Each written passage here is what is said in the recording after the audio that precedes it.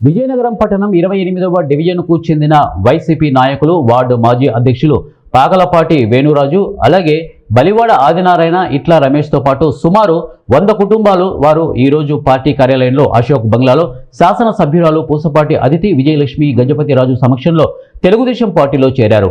ఈ సందర్భంగా వారికి పార్టీ కండువా వేసి పార్టీలోకి సాదరంగా ఆహ్వానించారు.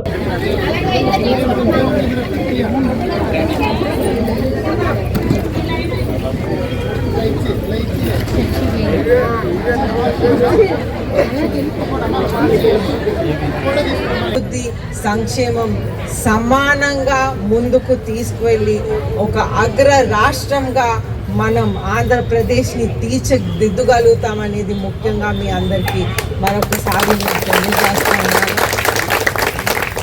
అయితే మీరందరూ సపోర్ట్ చేస్తూ ఒక అగ్ర రాష్ట్రంగా మన రాష్ట్రంని మీరు తీసుకురావాలని కోరుకుంటూ అందరూ కూడా ఈరోజు మీరు జాయిన్ అయినందుకు చాలా సంతోషం పడుతూ మళ్ళీ జై ఎన్టీఆర్.